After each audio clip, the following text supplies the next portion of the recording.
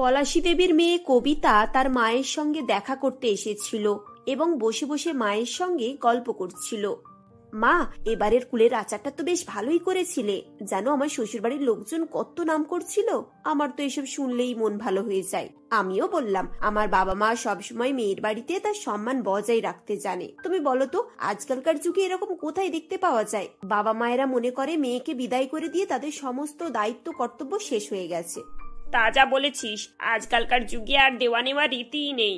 আমরা যখন বিয়ে হয়ে এই বাড়িতে এসেছিলাম, প্রত্যেক মাসে আমার বাবা মা কিছু না কিছু খাবার দিয়ে পাঠাতো। আমি যখন বিয়ে হয়ে এই বাড়িতে এসেছিলাম, প্রত্যেক মাসে আমার বাবা মা না কিছু না কিছু খাবার দিয়ে পাঠাতো। বলি, মেয়ের বাড়িতে এসব কিছু দেওয়া কোন যুগ থেকে চলে আসছে?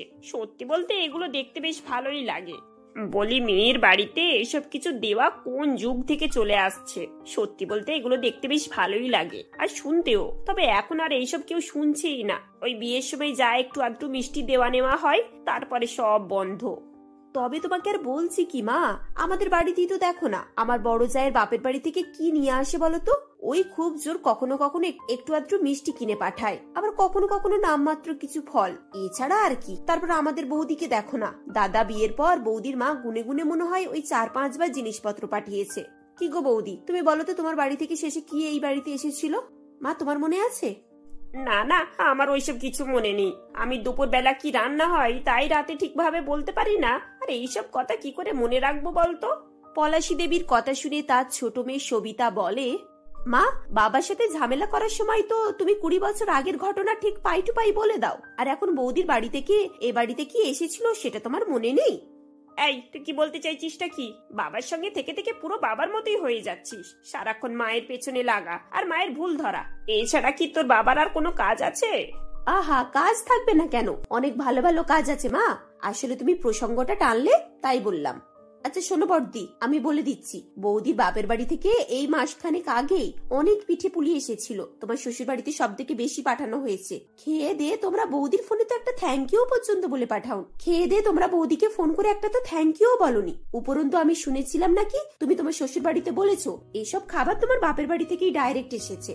দেখলে তোমার ছোট মেয়ে কিভাবে আমাকে জেরা করছে মা? আচ্ছা তুই কি চাস বলতো? আমার শ্বশুর বাড়িতে আমার বাপের বাড়ির সম্মান বজায় না থাক, সেটা চাস? তাছাড়া বাপের বাড়ি থেকে পাঠানো যে কোনো খাবার তো বাপের বাড়িরই হয়। এটা একটা সাধারণ জ্ঞানের ব্যাপার। তোর ছোট মাথায় না এসব ঢুকবে না। বড় ননদের এই সমস্ত কথাবার্তা শোনার পর বাড়ির বৌমা ঋতুপর্ণা সোজা তার মাকে ফোন করে আর বলে, মা, কদিন হলো তো তোমরা আমার শ্বশুর বাড়িতে কিছু পাঠাচ্ছ না। এখন কি বাবার কোনো চাষবাস হচ্ছে না? যাই হোক, তো কিছু একটা পাঠাতে পারো বলো। আরে মা, আমরা তো পরশু দিনই এসব নিয়ে আলোচনা করছিলাম। এই সবে চাষের কাজ শেষ হলো। এতদিন ধরে যা ঝামেলার মধ্যে দিয়ে গেছি না, কিছু পাঠানোর মতো একটুকু সময় পাইনি। এই শীত ওঠার মুখে না খুব ভালো গাজরের চাষ হয়েছে। আমি তোর বাবাকে কালকেই তোর বাড়িতে পাঠাবো। আচ্ছা ঠিক আছে মা, তাহলে কালকে না একটু সকাল সকাল বাবাকে পাঠিয়ে দিও। কালকে আমি গাজর দিয়ে কিছু না কিছু একটা বানিয়ে ফেলবো। কিছু না কিছু কি রে? বছরের প্রথম গাজর, খুব মিষ্টি। গাজর দিয়ে মিষ্টি জাতীয় কিছু বানা, দেখবি খেতে আরো ভালো লাগবে। এক কাজ করতে পারিস তো, এই গাজরগুলো দিয়ে একটু বেশি করে মশলা, ড্রাই ফ্রুট এসব দিয়ে গাজরের হালুয়া বানিয়ে ফেল। দেখবি শ্বশুর বাড়ি সবাই খুব খুশি হবে। আচ্ছা ঠিক আছে মা, তাই বানাবো। তুমি বাবাকে বলে দিও একটু বেশি করে যেন নিয়ে আসে। আসলে আমাদের বাড়িতে এতজন সদস্য তো, অল্প জিনিসই সবার কুলাবে না। ঋতুপর্ণার বাবা একজন বড় মাপের চাষি ছিলেন। তার চাষের জমিতে বিভিন্ন রকমের শাকসবজি চাষ হতো এবং প্রত্যেক মরশুমে তিনি মেয়ের বাড়িতে সেসব শাকসবজি নিয়ে হাজির হতেন। পরের দিন ঋতুপর্ণার বাবা অনিমেষ বাবু একটি বড় বস্তায় করে 1 বস্তা গাজর নিয়ে মেয়ের বাড়িতে আসেন। বাবা, তুমি এসে গেছো? আমি তো সেই সকাল থেকে তোমার জন্য অপেক্ষা করছিলাম। ঠিক আছে, বস্তাটা এখানে নামিয়ে রাখো, আর চলো কিছু একটা খেয়ে নেবে। তোমার জন্য আলুর দম করে রেখেছি আর গরম গরম লুচি ভেজে দিচ্ছি। এরপর ঋতুপর্ণা তার বাবাকে লুচি আলুর দম খাওয়ায় এবং কিছু গল্প গুজব করে। এরপর তিনি সেখান থেকে চলে গেলে ঋতুপর্ণা গাজরের বস্তা নিয়ে গাজরগুলোকে পরিষ্কার করতে বসে। সারাদিন ধরে সে সমস্ত গাজরগুলোকে হালুয়া করার জন্য তৈরি করে। সমস্ত কিছু কাজ হয়ে গেলে সন্ধ্যাবেলায় সে সবকিছু মশলা দিয়ে খুব ভালো করে গাজরের হালুয়া তৈরি করে। খাবার টেবিলে বসে স্বামী, দেওর, ছোট ননদ, শ্বশুর, শাশুড়ি সবাই খুব সুনাম করে। বৌমা, গাজরের হালুয়াটা কিন্তু খুব সুন্দর হয়েছে। যেমন স্বাদ তেমনি গন্ধ, রংটা একেবারে চমৎকার হয়েছে। আসলে চাষের মিষ্টি গাজরের ব্যাপারটা না একটু আলাদাই হয়, কেনা গাজরে কিন্তু এত ভালো হালুয়া হয় না। মা, তুমি শুধু গাজরেরই সুনাম করছো, একবার বৌদিরও তো সুনাম করতে পারো। আসলে বৌদির হাতের রান্নাই খুব স্বাদ। বৌদি যাই রান্না করুক না কেন, সমস্ত কিছু খেতে দুর্দান্ত হয়। সেইবারেই তো পনিরের তরকারির কথা মনে নেই? পরেশ কাকু খেতে খেতে কত সুনাম করেছিল। হ্যাঁ, বৌমার হাতে রান্না মোটামুটি ভালোই হয়, তবে আজকের হালুয়াটার জন্য আমি 100-তে 100 দেব। সবাই যখন ঋতুপর্ণার হালুয়ার সুনাম করছিল, সেখানেই তার বড় ননদ কবিতা মুখ ভার করে বসেছিল। কিরে দিদি, তুই এভাবে মুখ গোমরা করে বসে আছিস কেন? গাজরের হালুয়া তোর ভালো লাগেনি নাকি? হালুয়া ভালো লেগেছে কি লাগেনি সেটা পরের কথা। তোমরা কিভাবে এই হালুয়া খেয়ে যাচ্ছ আমি সেটাই তো বুঝতে পারছি না। তোমরা শুধু তোমাদের খাবারটাই দেখছো, কে খেলো না খেলো তাতে তোমাদের কিচ্ছু যাই আসে না। বলো, কি বলছো দিদি? আমি তো কিছুই বুঝতে পারছি না। কে খেলো না খেলো মানে? আমি তো সবার জন্যই হালুয়া বানিয়েছি, এখানে তো সবাই আছে, আমি তো সবাইকেই দিয়েছি। তাই নাকি বৌদি? সবাই বলতে তুমি কাকে কাকে ধরছো বলো তো? বাড়ির জামাই, সে কি এই বাড়ির সদস্য নয়? আরে বাবা, নন্দাই মশাই তো এখানে নেই। উনি যদি এখানে থাকতেন তাহলে তো ওনাকেই সবার আগে খাওয়াতাম, তাই না? দেখলে তো মা, তোমার বড় বৌমা এখন কত রকমের বাহানা করছে। সে না হয় এখন বাড়িতে নেই, তা বলে কি তাকে একটু হালুয়া পাঠানো যেত না? সব থেকে বড় কথা হলো, বাড়িতে যখন হালুয়া হচ্ছে তাকে তো একবার ডেকে নিলেই হতো। তুমি তো জানো মা, তোমার জামাই এসব জিনিস কত পছন্দ করে। আরে বাবা, তুই এত চিন্তা করছিস কেন? বৌমা আমার জামাইয়ের জন্য গাজরের হালুয়া দিয়ে পাঠাবে। বৌমা, তুমি এক্ষুনি টিফিন হালুয়া প্যাক করে রবিনের হাতে পাঠিয়ে দাও তো। জামাই দোকানে আছে, ওখান থেকে নিয়ে চলে যাবে। কিন্তু মা, হালুয়া তো শেষ হয়ে গেছে। আমি প্রায় 4 কেজি গাজরের হালুয়া করেছিলাম, বাড়ির সবাই মিলে খেয়েছে। আর পাশের বাড়ির মিতা কাকিমা, রূপা কাকিমা, তাদেরকেও তো দেওয়া হয়েছে। এখন তো আর একটুকু বেঁচে নেই। তাহলে তো আরো ভালো কথা, কালকে আমি এমনিতেই বাড়ি চলে যাচ্ছি। তাহলে কালকে তুমি একটু টাটকা হালুয়া তৈরি করে দিও। আর শোনো, একটু বেশি করে করবে। আমার পরিবারে আবার মোট মিলিয়ে 7 জন সদস্য, সবাই যেন ভালোভাবে খেতে পায়। শেষে যেন এটা না শুনতে হয় বাপের বাড়ি থেকে এমন জিনিস আনলে যে সবাই মিলে ভালো করে খেতেই পেল না। এভাবেই বড় ননদের জন্য ঋতুপর্ণাকে পরের দিন খুব ভোরবেলা উঠে পড়তে হয়। উফ বাবা গো, কি কষ্ট হচ্ছে। এই শীতের ভোরে উঠে হালুয়া তৈরি করতে হচ্ছে। বড়দিদি বিয়ের পরও যে কেন এত অত্যাচার করে কে জানে। ঋতুপর্ণা শীতে কাঁপতে কাঁপতে হালুয়া তৈরি করছিল। এমন সময় তার ছোট ননদ সবিতা রান্নাঘরে যায় আর বলে, কি ব্যাপার বৌদি, তুমি এখন হালুয়া তৈরি করছো নাকি? সত্যি বৌদি, তুমি না পারো বটে। দিদি কি বললো না বললো তার জন্য তোমাকে এসব করতে হবে? দেখতেই তো পাচ্ছ, দিদি যখনই যা আবদার করে তোমাকে তাই পূরণ করতে হয়। তারপরে দিন শেষে কি হয়, তোমাকে সবার সামনে দিদি অপমান করে আর ছোট করে। এত বছর ধরে এই জিনিসটা তুমি বুঝতে পারছো না? আমি বুঝতে পারছি বোন, কিন্তু শ্বশুর বাড়িতে সবার মন জয় করার জন্য ওরকম একটু আধটু কথা শুনতেই হয়। কি আর করবো বলো। দাঁড়াও, আমি না তোমাকে একটা প্ল্যান বলে দিচ্ছি, তারপর দেখবে কেমন মজা হয়। এই বলে সবিতা ঋতুপর্ণার সঙ্গে গাজরের হালুয়া তৈরি করে এবং পরোটার মধ্যে পুর দেয়। সকালবেলা সেই পুর দেওয়া পরোটা দেখে তো একেবারে কবিতা তেলে বেগুনে জ্বলে ওঠে। এ কি, হালুয়া কোথায়? বৌদি, আমি তো তোমাকে হালুয়া করতে বলেছিলাম, আর তুমি পরোটা বানিয়েছো। আমি কি পরোটা নিয়ে শ্বশুর বাড়ি যাবো নাকি? ওফ দিদি, তুমিও না একেবারে বোকা। এটা জাতা পরোটা নয়, একবার খেয়ে দেখো তারপর বুঝবে এ কি ধরনের পরোটা। এটাকে আমার বাপের বাড়িতে হালুয়া পরোটা বলে। এত সুন্দর খেতে হয় যে তুমি সারা জীবনের স্বাদ মনে রাখবে। হ্যাঁ রে দিদি, এই পরোটাটা না দুর্দান্ত স্বাদের। আমি তো একবার খেয়ে দেখেছি। আমার মনে হয় ওইসব সাধারণ হালুয়া না করে এই ধরনের পরোটার হালুয়া দেওয়াই ভালো। শ্বশুর বাড়িতে তো খুব সুনাম হবে বুঝলি। সবাই বলবে, দেখো কবিতার বাপের বাড়ি থেকে কত ভালো একটা জিনিস এনেছে। তারপর দেখবি সবাই তোকে ছাড়া আর কিচ্ছু চিনবে না। সবিতার কাছ থেকে এরকম কমপ্লিমেন্ট পেয়ে কবিতা খুবই খুশি হয়ে যায় এবং তার বৌদির বানানো গাজরের হালুয়া পরোটা নিয়ে শ্বশুর বাড়িতে গিয়ে উপস্থিত হয়। এরপর সে সবাইকে গাজরের হালুয়া পরোটা খেতে দেয়। হালুয়া পরোটা খেয়ে সবাই বমি করা শুরু করে এবং কবিতাকে অনেক কথা শোনায়। বিশেষ করে কবিতার ননদ তাকে বলে, বৌদি, তুমি কি পাগল হয়ে গেছো নাকি? এই অদ্ভুত ধরনের খাবার তুমি আমাদের জন্য এনেছো? আরে বাবা, যদি আনতেই হতো তাহলে এমন কিছু আনতে যেটি সবাই খেতে পারবে। কি সব ঝাল তেতো মিষ্টি, তার উপরে পরোটা। খেয়ে দে যেন গোটা পেট বুক সব জ্বালা জ্বালা করছে। থাক বৌদি, আজকের পর থেকে তুমি প্লিজ তোমার বাপের বাড়ি থেকে কিছু এনো না। আমাদের বাড়িতে যা হয় আমরা তাই খেয়ে নেব। এত টর্চার না আমরা সহ্য করতে পারছি না। প্লিজ ব্যাপারটা বোঝার চেষ্টা করো। এভাবেই কবিতার খুব উচিত শিক্ষা হয় এরপর থেকে সে তার বাপের বাড়িতে গিয়ে এসব নিয়ে কোনো ঝামেলা করতো না, যার ফলে ঋতুপর্ণা তার শ্বশুর বাড়িতে নিশ্চিন্তে এবং সুখে শান্তিতে বসবাস করতে থাকে। বরিশাল গ্রামে বৃদ্ধ সুতপা দেবীর অবস্থা খুবই খারাপ ছিল। অসহায়তা ও বয়সজনিত কারণে দিনের পর দিন সে আরও জড়িয়ে পড়ছিল। সুতপা দেবীর আপন বলতে ওখানে কেউই ছিল না, আর না ছিল তার থাকার কোনো যোগ্য বাড়ি। দীর্ঘদিন ধরেই সে ওই গ্রামে কষ্টের মধ্যে দিয়েই বাস করে আসছে। লোকের বাড়িতে কাজ করে সে যা টাকা পেত তা দিয়েই তাকে দিন কাটাতে হতো। এমনই একদিন সুতপা দেবী মালিনীর বাড়িতে কাজে গিয়েছিল।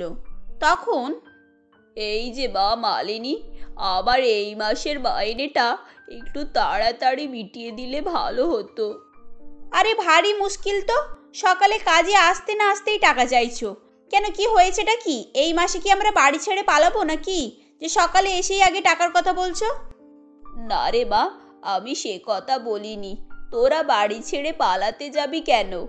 আসলে এই মাসে আমার টাকাটা খুবই দরকার, তাই চাইলাম। হ্যাঁ সে তো জানি, তোমার আবার কোন মাসে দরকার থাকে না? প্রত্যেক মাসেই তো কিছু না কিছু বাহানা করো। তাই এবারে এত তাড়াতাড়ি কিসের প্রয়োজন পড়লো শুনি? মালিনী দেবীর কথা শুনে সুতপা দেবী কোনোই উত্তর দেয় না, সে চুপ করেই দাঁড়িয়ে থাকে। এরপর মালিনী দেবী মনে মনে ভাবে, টাকাটা বরং দিয়েই দিই আর এই পাপকে বিদায় করি। এমনি তো এর বয়স হয়ে গিয়েছে, ভালোভাবে কাজকামও করতে পারে না। ঠিক আছে, যাওয়ার সময় টাকাটা নিয়ে যাবে। জানি না বাবা কোন শ্রাদ্ধে লাগবে, সকাল সকাল আমার পুরো মুডটাই নষ্ট করে দিল। এই বলে মালিনী দেবী সেখান থেকে চলে যায়।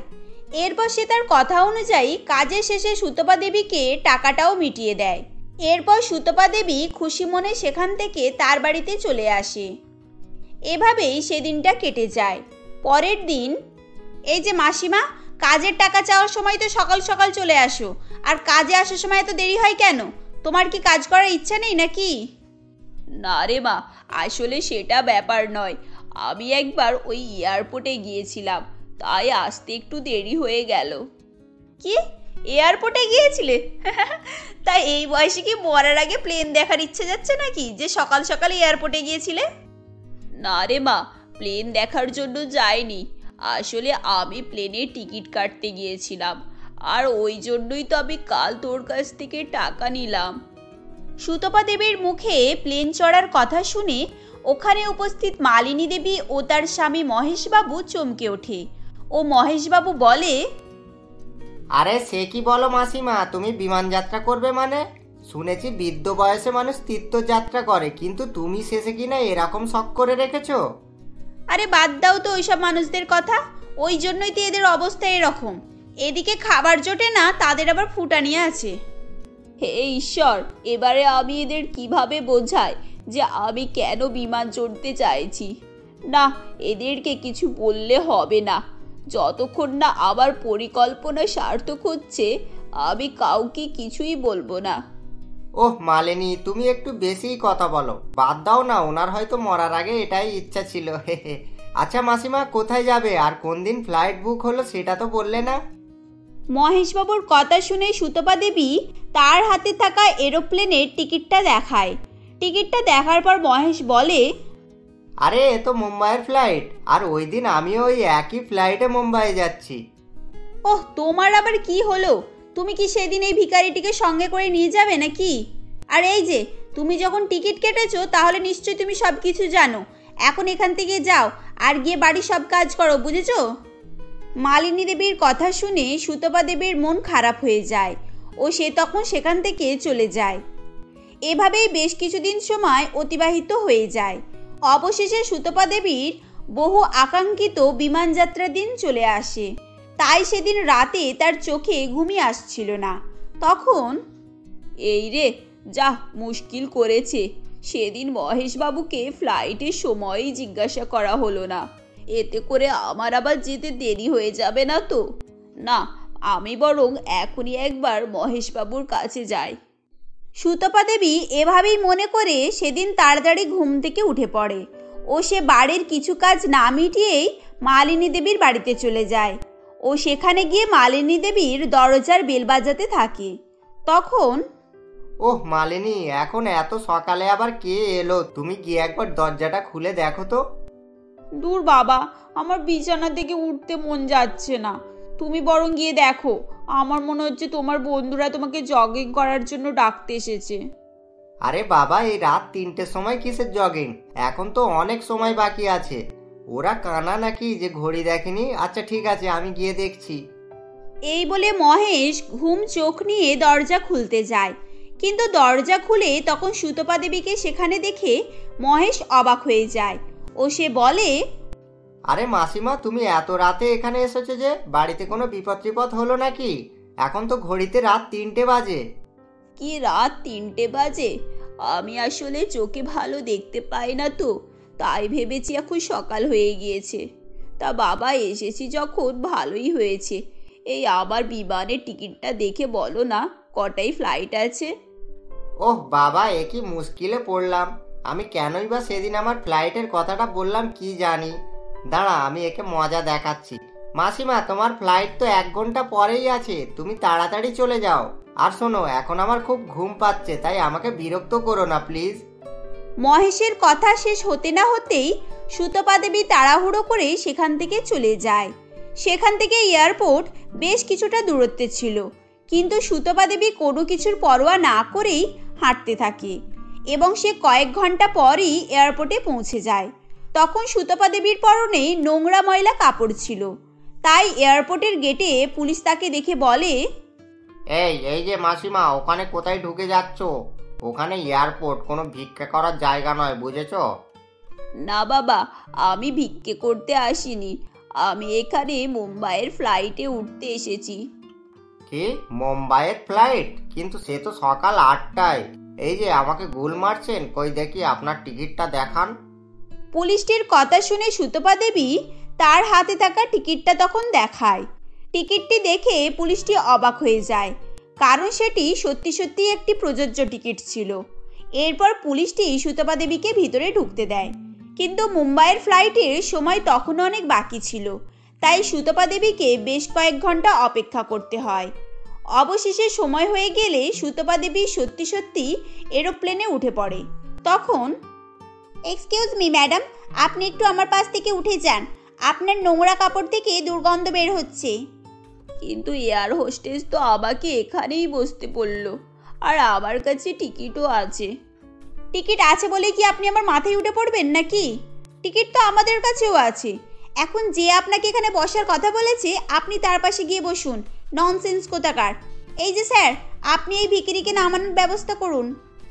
মহিলাটির কথা শুনে ও তাকে চেঁচামেচি করতে দেখে সেখানে বেশ কিছু লোকজন জড়ো হয়ে যায় ও শেষে প্লেনের পাইলটও সেখানে আসে, কিন্তু পাইলটটি সুতপা দেবীকে দেখে কেঁদে ফেলে ও সে বলে, চুপ করুন আপনারা ভদ্রতার মুখোশ পরে আর কত নিচে নামবেন? এখন আপনারা যাকে অবহেলা করছেন, ওনার সম্বন্ধে আপনাদের কিছু জানা আছে? কেন, কে উনি? আপনি এমন করে বলছেন যেন উনি কোনো এরোপ্লেনের পাইলটের মা। হ্যাঁ, আপনি ঠিকই বলেছেন, উনি সত্যি সত্যি একজন পাইলট, মানে আমার মা। এই বলে মনীন্দ্র তার জীবনের সমস্ত ঘটনা বলতে থাকে। আসলে সুতপা দেবী সত্যি সত্যি মনীন্দ্রের মা ছিল।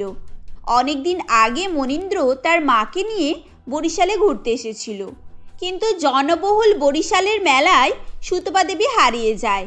বেশ কয়েক মাস খোঁজাখুঁজি করার পরও তারা একে অপরের সন্ধান পায়নি। ছেলেকে হারিয়ে সুতপা দেবী একেবারেই নিঃস্ব হয়ে পড়েছিল। এদিকে মনীন্দ্র লেখাপড়া জানায় সে পাইলটের চাকরি পেয়েছিল, আর সেদিন কোনো ক্রমে সুতপা দেবী মনীন্দ্রের ঠিকানা পেয়েছিল, তাই সে মুম্বাইয়ের ফ্লাইটে উঠেছিল। তাহলে এবারে বুঝেছো উনি আসলে কে? আর হ্যাঁ, আজ শুধু উনি বলেই নয়, আমাদের কোনো জায়গাতে কোনো দারিদ্রকেই অপমান করা উচিত নয়। আচ্ছা বাবা, ওইসব বাদ দে। তোকে কতদিন পর কাছে পেয়েছি, তুই আমার বুকে আয় বাবা। সেদিন সুতপা দেবীর কথা শুনে ও তাদের মা ছেলের ভালোবাসা দেখে প্লেনে উপস্থিত সকলেই তাদেরকে সম্মান করতে থাকে। এরপর মনীন্দ্র তার মাকে সেখান থেকে তাদের বাড়ি নিয়ে চলে যায়। সেদিনের পর থেকে সুতপা দেবীর আর কোনোই অভাব ছিল না। সে তার ছেলেকে নিয়ে সুখে শান্তিতেই বসবাস করতে থাকে।